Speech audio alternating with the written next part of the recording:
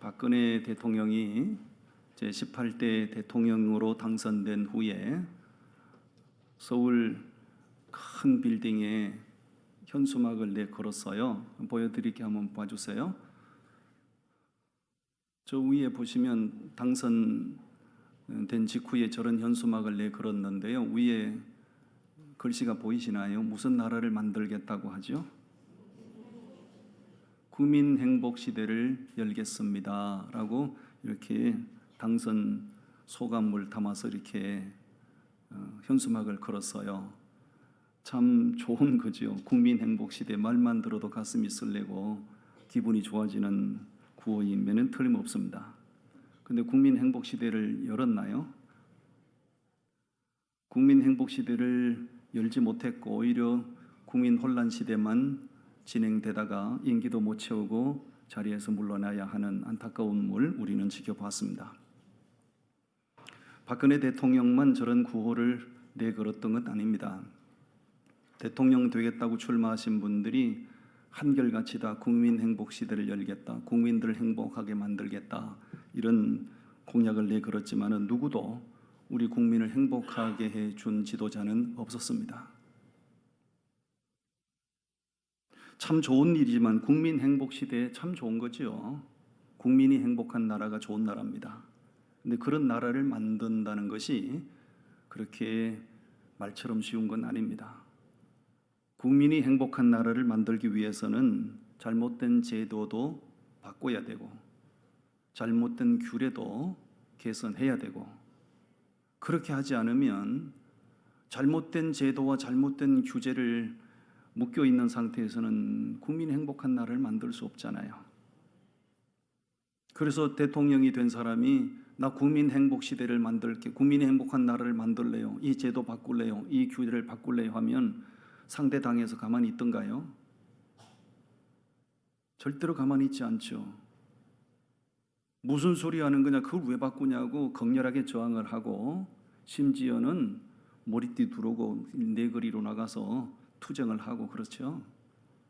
그러니까 어떤 사람이 나라의 지도자가 돼도 제도를 바꾼다는 거, 규제를 푼다는 거 이것은 말처럼 쉽지 않아요. 정말 내가 저항에 부딪힐 때 이 저항을 내가 돌파하겠다라고 하는 그런 그 결단과 결기가 없이는 개혁운동을 일으킬 수가 없죠. 오늘 제가 느헤미야에 대해서 지금 두 번째로 지금 말씀을 준비했거든요. 느헤미야는 정말 진짜 국민이 행복한 나라, 그리고 동시에 하나님께서 영광을 받으실 만한 나라, 그런 나라를 만들기 위해서 개혁 작업에 착수를 한 거예요. 잘못된 악습을 다 끊어냈고요. 잘못된 폐습, 잘못된 생활 습관 이런 것들을 확 다 뜯어 고치는 거예요. 그렇게 되니 결국은 백성들이 행복한 나라가 되고 하나님께서 영광을 받으시는 나라가 된 겁니다. 느헤미야를 차기 우리 대한민국의 대통령으로 모셔오면 참 좋겠어요. 자, 느헤미야가 어떻게 나라를 뜯어 고쳤는가, 어떤 개혁 운동을 일으켰는가 오늘 세 가지를 소개하려고 하는데요. 첫 번째 소개하겠습니다. 오늘 본문 1절부터 14절까지 말씀인데요. 성전의 거룩성을 회복시키는 거예요. 성전의 거룩성을 회복시키는 작업에 착수한 거예요. 자, 4절 말씀을 좀 보시기 바랍니다. 4절 말씀 우리 다 같이 읽어봅니다. 시작. 이전에 우리 하나님의 전에 방을 맡은 제사장 엘리야십이 도비야와 연락이 있었으므로, 그 당시 유대 나라의 제사장이 누구였죠? 엘리야십이었어요. 그 엘리야십이 누구와 연락이 있었다고요? 도비야와 연락. 여기서 말씀하는 연락은 은밀한 내통, 뒷거래를 말하는 거예요. 도비야가 누굽니까? 암몬족 속의 지도자입니다. 이방인이에요. 유다 백성들이 돌아와서 무너진 성벽을 수축할 때 이 도비야가 뭐라고 조롱했습니까? 여우가 올라가도 무너지겠다 그러고 조롱하고 비방하고, 그래도 안 통하니까 협박하고 그랬던 사람이거든요. 이 말도 안 되는 이방인 지도자 그 도비야와 유대 나라 제사장이었던 엘리야십이 서로 내통을 한 겁니다. 뒷거래를 했다 그 얘기죠. 그래서 결과가 그래서 뭘 만들었다는 겁니까? 5절 말씀 다 같이 읽겠습니다. 5절 시작. 도비야를 위하여 한 큰 방을 만들었으니 그 방은 원래 소재물과 유향과 그릇과 또 레위 사람들과 노래하는 자들과 문지기들에게 11조로 주는 곡물과 새 포도주와 기름과 또 제사장들에게 주는 그 제물을 두는 곳이라. 엘리야시 제사장이 그 도비야를 위하여 뭘 만들었다는 거예요? 예루살렘 성전 안에다가 그 이방인을 위하여 독방을 만들어 준 거예요. 말이 안 되는 겁니다. 이방인들은 거룩한 성전에 들어올 수 없게 하셨어요. 하나님이 그렇게 규정하셨어요. 성전에 들어올 수 없는 그 이방인, 온갖 악담을 품었던 그 이방인 지도자를 위하여 엄밀한 뒷거래를 해서 거룩한 성전에다가 원래 그 방의 용도는 하나님께 번제 드릴 때 사용하는 물품을 보관하는 방이에요. 그 물품을 다른 데로 다 옮겨버리고 그 방을 이방인 도비야를 위하여 제공해 주었다는 거죠. 이거 잘한 겁니까? 못한 겁니까? 상 받을 일이요, 매 맞을 일이요. 누가 봐도 이건 잘못된 일이고 누가 봐도 이거는 매 맞을 일이지요. 그게 일반 정치 지도자가 그런 일을 했다는 것이 아니라 제사장이 그런 일을 했다는 거잖아요. 제사장은 종교 지도자 아닙니까? 영적 스승 아닙니까? 제사장이 그 이방인 지도자와 뒷거래를 하고 그런 해서는 안 되는 일을 했다는 거지요. 느헤미야가 그 사실을 목격을 하고 격분을 하는 겁니다. 어찌하여 이런 일이 있을 수 있는가? 어찌하여 이런 일이 벌어질 수 있는가? 다른 사람 같으면 그 좋은 게 좋다는 식으로 그냥 그렇게 덮어두고 넘어갔을지도 모르겠어요. 느헤미야는 통하지 않습니다. 어떻게 이런 일이 일어날 수 있는가? 그래서 느헤미야가 어떻게 하는가 보십시오. 8절과 9절을 읽어보도록 하겠습니다. 8절 9절 말씀 시작. 내가 심히 근심하여 도비야의 세간을 그 방 밖으로 다 내어 던지고 명령하여 그 방을 정결하게 하고 하나님의 전의 그릇과 소재물과 유향을 다시 그리로 들여놓았느니라. 아멘. 느헤미야가 격분을 하는 겁니다. 있을 수 없는 일이다. 용납될 수 없는 일이다. 그래서 그 방에 들여놨던 도비야의 물품들을 밖으로 전부 다 패대기 쳐버리고 본래의 용도대로 하나님께 번제 드릴 때 사용되는 그 물품들을 그 방으로 다시 다 들여놓았어요. 느헤미야가 잘하는 겁니까? 못하는 겁니까? 잘하는 겁니다. 상 줘야 되겠어요? 벌 줘야 되겠어요?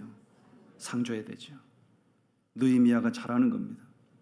여러분, 이것이 우리가 볼 때 느헤미야가 참 잘하는 일로 보이고 박수받아 마땅한 일이긴 합니다만은 이런 일을 한다는 것은 대단히 용기가 없어는 못하는 거예요. 왜냐하면 제사장과 도비야가 연락해서 이루어진 일이잖아요. 제사장의 눈밖에 드러나면 느헤미야가 리더십의 타격을 받을 수 있어요. 제사장이 악심을 품고 선동하고 그렇게 이 느헤미야를 공격하기 시작하면 느헤미야도 대단히 공경에 처할 수가 있지요.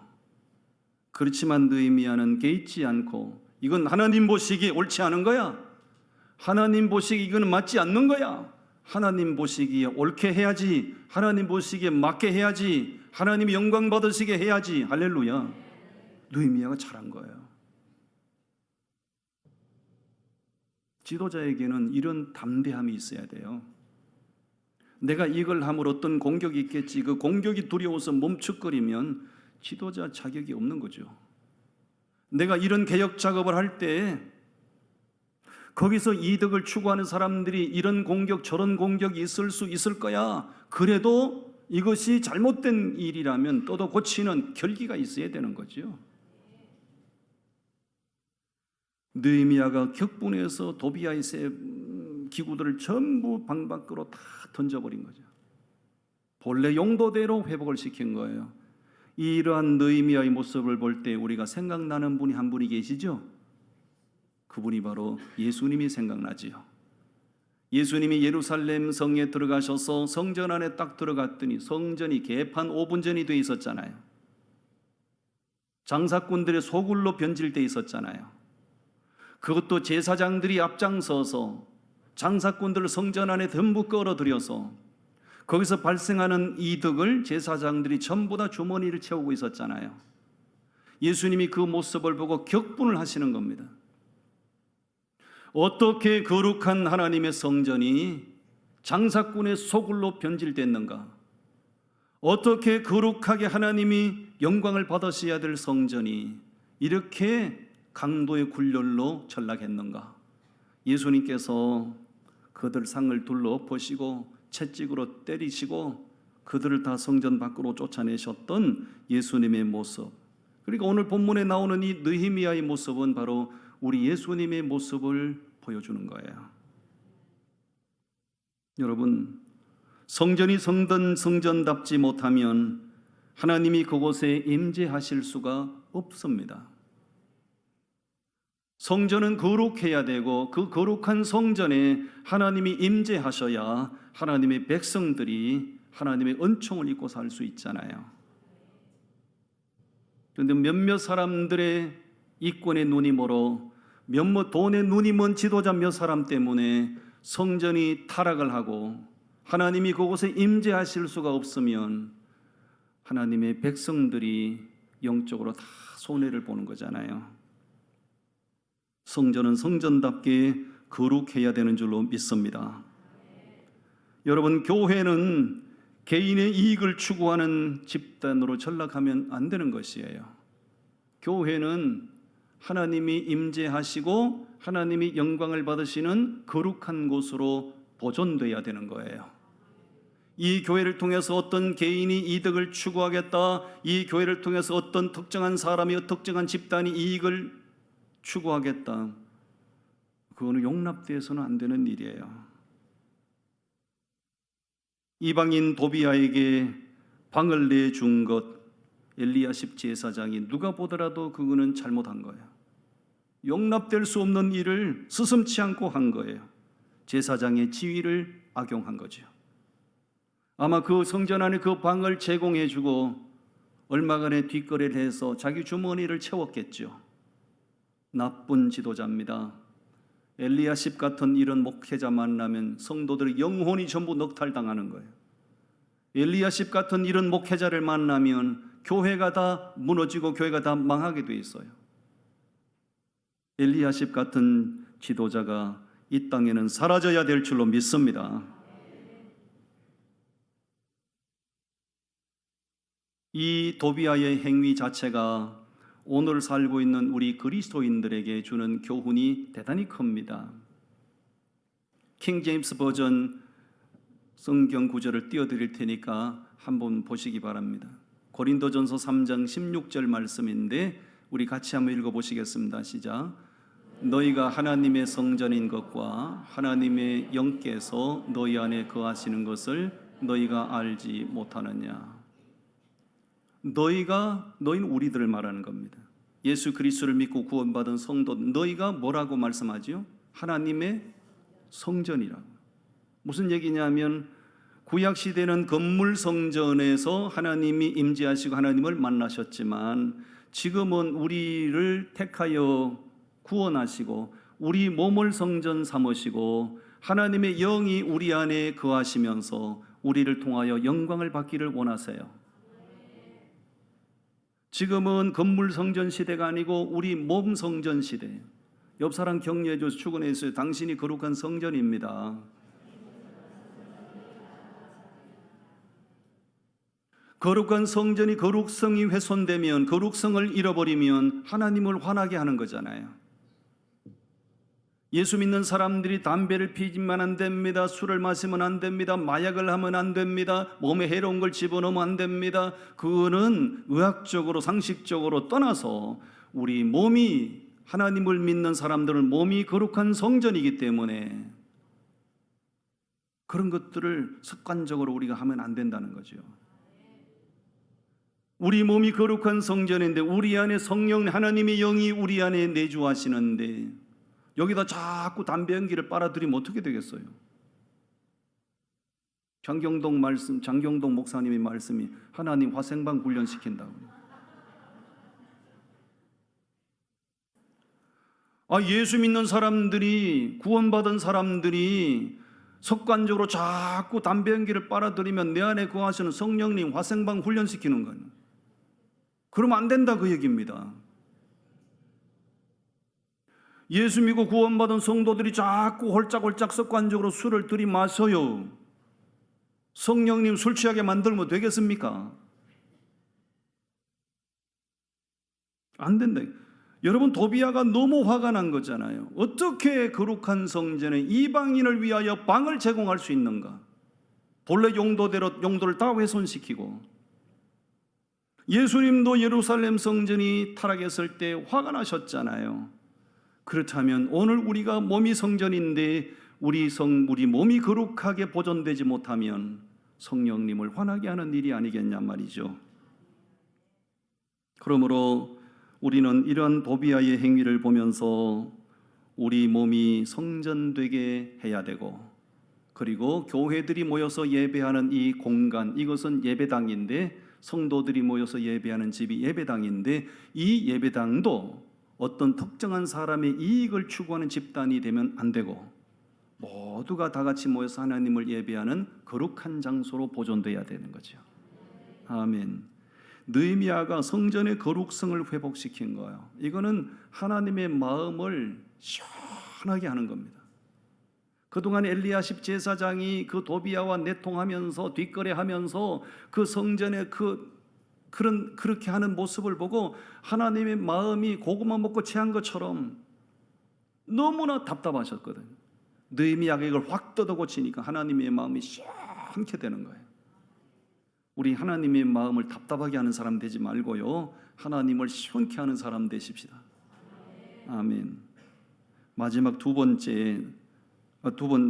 아니고 두 번째, 이 느헤미야가 무슨 계획을 했는가? 안식일의 규례를 회복시켜요. 15절부터 그 내용이거든요.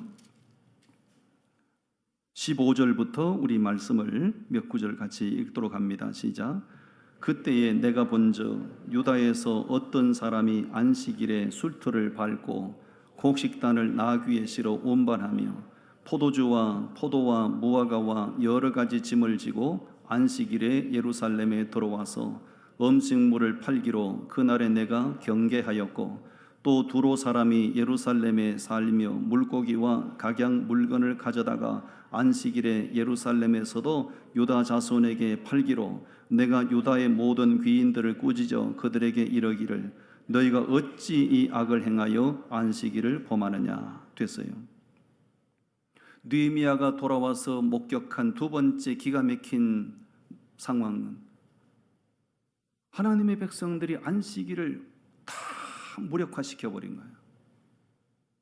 안식일이 되었는데 세상에 그 이방인들이 예루살렘 성문 나라 온갖 물건을 팔러 막 들어와요. 예루살렘 성 안에 좌판을 벌려놓고 이방인들이 와서 물건을 팔 때 유다 백성들이 아무런 그리낌이 없이 가서 거기서 막 물건 사고 팔고 막 하는 거지.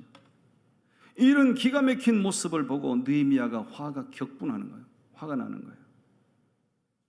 어떻게 안식일을 거룩하게 지켜야 될 하나님의 백성들이 이방인들이 안식일날 성 안에 물건 팔러 들어오는 걸 용납을 하며 어떻게 너희들이 개의치 않고 그들에게 가서 물건을 사고 팔고 할 수 있는가? 이거 말이 안 되지 않는가? 그래서 17절 말씀에 보니 느헤미야가 무슨 일을 했다는 거죠? 귀인들을 꾸짖어 그들에게 이르기를, 귀인들은 지도자들을 말하는 거예요. 유다 백성들 가운데 지도자들을 말하는 거예요. 그 지도자의 위치에 있는 사람들을 강하게 책망을 하는 거예요. 그리고 그들에게 말하기를 너희가 어찌 이 악을 행하여, 뭘 행한다고요? 그들은 개의치 않고 그들은 서슴지 않고 그래도 된다라고 생각하고 그런 일을 서슴지 않고 했지만 느헤미야가 볼 때는 그것이 뭐로 보여요? 악으로 보이는 거예요. 여러분, 우리가요, 이 말씀이 우리에게 주는 깨달음이 정말 큽니다. 나는 면역이 생기고 나는 만성이 생겨서 나는 대수롭지 않게 그냥 마구잡이로 막 이런 일 저런 일을 하는데, 그런 내 모습을 바라보시는 하나님께서는 대수롭지 않고 네가 악을 행하는구나 라고 보실 수 있다는 거죠. 하나님이 악으로 여기실 만한 것을 내가 서슴지 않고 계속해서 반복하고 되풀이하면 나도 망하는 자가 되고요, 내 자녀들도 망하는 세대가 되는 거예요. 그들 가운데 이방인들이 성전 안에, 이방인들이 예루살렘에 들어오는 거 악이라고 생각 안 했죠. 물건 팔러 오는 사람들에게 다가가서 물건을 사는 거 악이라고 생각 안 했죠, 누구도. 그러나 하나님은 악이라고 생각하신 거예요. 악으로 규정하신 거예요. 안식일을 정해 주시고요, 하나님께서 주신 언약의 말씀이 있어요. 안식일 제도는 사람이 정한 제도가 아니거든요. 하나님께서 정하신 제도인데 안식일 제도를 정하시고 언약의 말씀이 있어요. 그게 뭐냐면, 안식일을 지키는 것은 너와 나의 표징이라고 말씀하셨거든요. 안식일을 거룩하게 지키는 것은 너와 나의 표징, 사인이다, 그 얘기예요. 그럼 안식일을 어기고 산다, 안식일을 지키지 않는다는 것은 표징이 없어지는 거잖아요. 표징, 사인이 없어지는 거잖아요. 세상 사람과 똑같이 살아가는 거잖아요. 우리는 안식일을 지킴으로, 주일을 온전하게 거룩하게 지킴으로 내가 하나님의 사람이에요 라는 표징을 드러내고 사셔야 됩니다. 안식일을 마구잡이로 범하고 주일을 자기 멋대로 범하고 그러면서도 내가 하나님의 사람이다, 내가 구원받은 사람이라고 말할 수 있는 건 어불성설인 거죠. 나는 그래도 된다라고 생각할지 모르지만 하나님은 그런 행위 자체를 악으로 규정하신다고요. 주의를 잘 지키셔야 됩니다. 제가 미국 생활하고 있을 때 한국에 굉장히 오랜만에 나온 적이 있어요. 나왔더니 저 경기도 일산에서 어떤 목사님이 저를 한 식당으로 식사 대접을 한다고 저를 한 식당으로 데리고 갔어요. 식당에 갔더니 그 집이 간판이요, 다람쥐 마을이에요. 간판이 다람쥐 마을. 도토리 요리 전문점이에요. 모든 음식이 다 도토리로 만드는 음식이에요. 근데 그 식당에 딱 들어가는 순간 부담감이 확 밀려왔어요. 왜? 그 식당에 들어간 사람들이 한눈에 다 볼 수 있도록 커다랗게 글씨를 써놨어요. 뭐라고? 우리 집은 예수님을 믿는 집입니다. 그리고 주일을 쉽니다. 이렇게 써놨어요. 우리 집은 예수님을 믿습니다. 그리고 주일은 쉽니다. 이렇게 써놨어요. 보통 그런 글씨는 구석에 조그맣게 써놓기도 하는 걸 봤죠. 근데 그렇게 크다랗게 그렇게 써놓은 것은 난 처음 봤어요. 그걸 보고 좋기도 하면서 속으로 따야 부담스럽다야. 저 뭐한데 저걸 저렇게 크다랗게 저렇게 써놨나, 부담스럽게. 얼마나 신앙이 좋길래 저걸 저렇게 모든 사람 다 보라고 저렇게 써놨나. 뭐 부담감이 충만해서. 근데 식사를 하고 나오면서 그 부담감이 싹 다 사라졌어요. 식사를 하는데 그 주인 되시는 분, 서빙하시는 종업원들이 몸에 밴 그 친절, 겸손함, 진정성, 그 말과 행동, 음식 하나하나에 다 그들의 진정성이 담겨 있었고요. 그 친절, 겸손함이 다 담겨 있었고요. 야, 예수 믿는 사람이 정말 다르다는 것을 온몸으로 느낄 수 있었어요. 그 집에서 식사를 마치고 나오면서 이 집은 만약에 내가 나중에, 그때는 제가 한국에 나올 생각 없는 상황, 나중에 내가 한국에 다시 다녀갈 길이 있으면 이 집은 내가 꼭 찾아와야 되겠다, 이런 그 여운이 남았고요. 그 밑에 메뉴판 사진 찍은 게 있거든요. 한번 보여드릴게요. 한번 보세요. 맨 밑에 메뉴판 맨 밑에 노란 글씨로, 노란 칠했는데 뭐라고 써놨어요?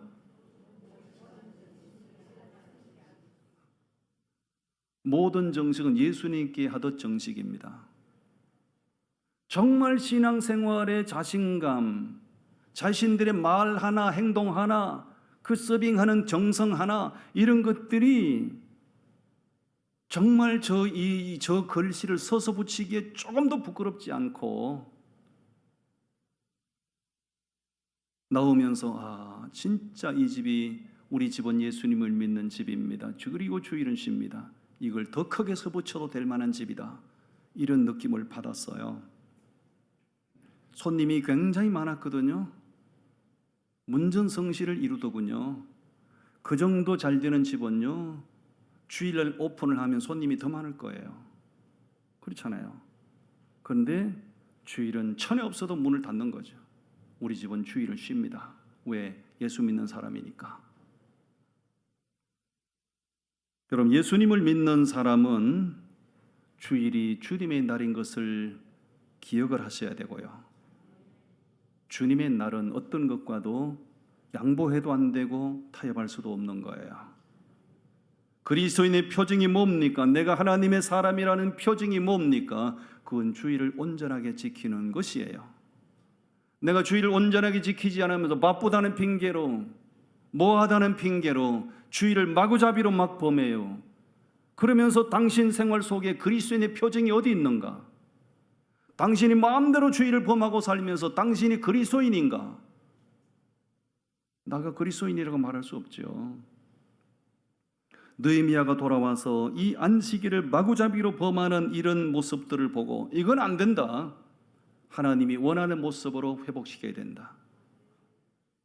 느헤미야가 정말 잘하는 거죠. 할렐루야. 아멘. 마지막 세 번째, 느헤미야가 뜯어고친 제도가 뭐냐면 타락한 결혼 제도를 다 뜯어고친 거예요. 타락한 결혼 제도. 13장 23절부터 그 내용이거든요. 23절부터 우리 몇 구절 같이 읽어보겠습니다. 시작. 그때에 내가 또 본즉 유다 사람이 아스돗과 암몬과 모압 여인을 맞아 아내로 삼았는데 그들의 자녀가 아스돗 방언을 절반쯤은 하여도 유다 방언은 못하니 그 하는 말이 각 족속의 방언이므로 내가 그들을 책망하고 저주하며 그들 중 몇 사람을 때리고 그들의 머리털을 뽑고 이르되 너희는 너희 딸들을 그들의 아들들에게 주지 말고 너희 아들들이나 너희를 위하여 그들의 딸을 데려오지 아니하겠다고 하나님을 가리켜 맹세하라 하고. 아멘. 자, 여러분, 느헤미야가 돌아왔는데요, 너무나 기가 막힌 마음에 들지 않는 모습을 또 본 거예요. 그게 뭐냐면 유다 백성들이 이방인들과 완전히 혼인을 맺어가지고요, 하나님의 백성인데 이방인들의 딸들을 며느리로 맞이하고 하나님의 백성인데 이방인들의 아들을 사위로 맞이하고 완전히 혼합이 되어버린 거예요. 그런 모습을 보고 느헤미야가 격분을 하는 겁니다. 어떻게 하나님의 백성들이 이방인들과 혼인을 하고 혼합이 될 수 있는가? 말이 안 되지 않는가? 어떻게 이런 일이 일어날 수 있는가? 그러면서도 아무런 그리낌이 없고, 그러면서도 아무런 죄책감도 느끼지 않고, 이래가지고 하나님의 백성이라고 말할 수 있겠는가? 하나님의 백성이나 이방인이나 다른 점이 뭔가? 느헤미야가 격분을 합니다. 그러면서 이런 말을 해요. 26절에서 솔로몬 얘기를 합니다. 26절을 다 같이 읽어봅니다. 시작. 또 이르기를 옛적에 이스라엘 왕 솔로몬이 그 일로 범죄하지 아니하였느냐? 그는 많은 나라 중에 비길 왕이 없이 하나님의 사랑을 입은 자라. 하나님이 그를 왕으로 삼아 온 이스라엘을 다스리게 하셨으나 이방 여인이 그를 범죄하게 하였나니. 솔로몬 얘기를 딱 소환을 해서 우리 믿음의 조상 솔로몬이 하나님께 지혜의 축복을 받은 사람이고 얼마나 믿음이 훌륭한 사람이었는가. 그런데 그 솔로몬이 왜 망했는가? 이방 여인을 아내로 맞이하다 보니 그들로부터 영향을 받아 신앙을 다 팔아먹고 솔로몬이 어려움에 처하지 않았는가. 그 얘기를 소환하면서 이방인들과 혼합이 되고 이방인들과 혼인하는 이것이 잘못됐다는 얘기를 하는 거예요. 25절 다시 보시겠습니까? 우리 다시 한번 읽어봅시다. 25절 시작. 내가 그들을 책망하고 저주하며 그들 중에 몇 사람을 때리고 그들의 머리털을 뽑고, 뭘 뽑았어요? 자, 옆 사람 서로 두세 분 바라보세요. 머리털을 다 뽑아야 되겠죠? 물어보세요. 에이? 에이? 머리털을 뽑아야 돼요? 안 뽑아야 돼요? 이대로 한다면, 만약 이대로 한다면 뽑아야 되겠죠? 자, 전부 다 머리채를 휘어 잡으세요. 여러분, 느헤미야가 이런 일 하기가 쉽지 않아요. 이 개혁이거든요. 느헤미야가 이런 개혁을 하는 것은 자기 좋자고 하는 게 아닙니다. 백성들의 생활 습관, 잘못된 생활 습관을 뜯어 고치고 나라를 성경적으로 바로 세워야, 그래야 우리 나라가 복을 받고 우리 자녀, 우리 다음 세대가 하나님께 은총 입을 수 있지 않는가 하는 거죠. 하나님께서는요, 자기 백성이 혼합되는 걸 정말 싫어하세요. 신명기서 22장에 보면 이런 말씀이 있어요. 밭을 가는데 소와 나귀를 한 겨리에서 밭을 갈지 말라, 이런 말씀하세요.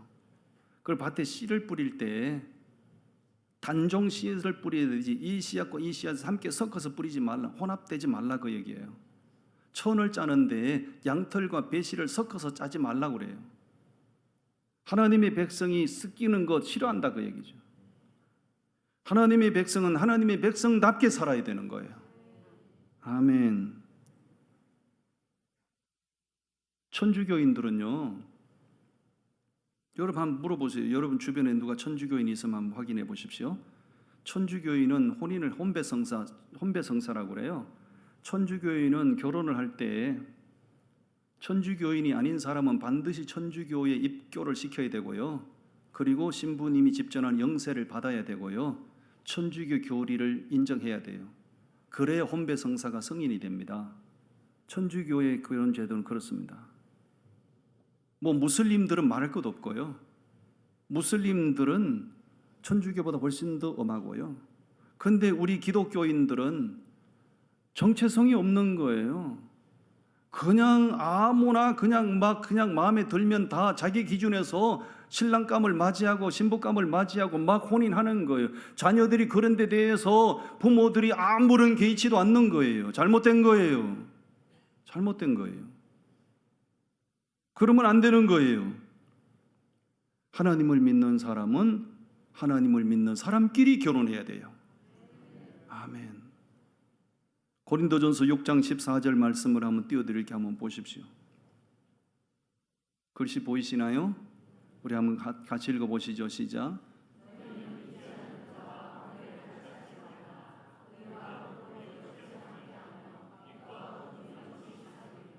믿지 않는 자와 멍에를 같이 하래요, 하지 말래요? 하지 말래잖아요. 그런데 왜 믿지 않는 사람하고 멍에를 같이 합니까? 네? 그리고 요즘 결혼식은 또 희한하게 타락을 해서요, 뭐 주례도 없이 자기들끼리 주물럭주물럭 해가지고 그냥 혼인 선포하고 막 해요. 참말로 희한한 결혼식. 그게 또 뭐 유행이라네요. 뭔 너무 유행이, 그런 유행이 있어요. 미국 얘기 또 해서 죄송합니다. 미국은요, 목사와 변호사만 결혼식 주례를 할 수 있어요. 그 누구도 결혼식 주례를 못하게 돼 있어요. 왜? 결혼은 신성한 제도이기 때문에. 그리고 우리 한국 사람들은 이게 결혼식인지 피로연인지 구분이 안 돼가지고요, 결혼식이 완전히 난장판으로 변하는 경우들 제가 많이 봤어요. 뭐 어느 날 결혼식 갔더니 결혼식 주례도 없는 데다가 신부 드레스 속에 신랑을 집어넣어가지고 뭐 괴성을 지르게 만들고. 앞으로 저는 우리 교인들 중에 그런 결혼식을 하면 저는 결혼식 안 갑니다. 개판 5분 전이야. 결혼이 뭔지를 알고 결혼이 뭔지도 모르고 세상 사람들 흉내를 내고 그렇게 결혼을 시킵니까, 자녀들을? 결혼에 대한 하나님의 원칙은 믿는 자와 하라는 것이에요. 만약에 진짜 믿음이 없는 사람인데 내가 이 사람과 결혼하고 싶으면 어떻게 해야 돼요? 노력을 하셔야 되죠. 반드시 그 사람 주님 앞으로 인도하고, 그리고 구원의 확신을 갖게 만들고, 그리고 목사가 집전하는 세례를 받게 만들고, 그리고 나서 그 사람과 결혼해야죠. 최소한도 그런 절차도 거치지 않으면서 세상적인 기준에 맞춰서 아내를 삼고 남편을 삼고 거기서 경건한 자녀가 태어날 수 있을까요? 그럴 수 없는 거예요. 세상 사람들은 가문의 혈통을 대단히 중시하지요. 가문의 혈통. 여러분, 예수 믿는 사람들은 가문의 혈통보다도 훨씬 더 중시해야 될 게 있어요. 가정에 그런 영적인 맥이 끊어지면 안 되는 거예요. 영적인 흐름, 영적인 맥, 영맥이라고 그래요. 믿는 사람끼리 결혼해야 믿음의 명문 가정이 세워지고, 믿음의 명문 가정이 돼야 그 가정에서 경건한 자녀가 나오지요. 그래야 하나님의 나라가 세워지지 않겠어요? 느헤미야가 너무 어려운 일인데 아주 지도자가 돼서 지도자로서야 이 힘든 이 개혁 작업을 밀어붙이는 거예요. 느헤미야가 자기 개인 조차고 이거 하는 게 아니에요. 이렇게 해야 하나님 보시기에 반듯한 나라를 세워야 그 후손 대대로 하나님께 은총을 받고 산다는 확신이 있으니까 그렇게 하는 거 아니에요. 우리 느헤미야의 정신으로 돌아가서 신앙생활 잘하고 사십시다. 할렐루야. 아멘. 기도하겠습니다.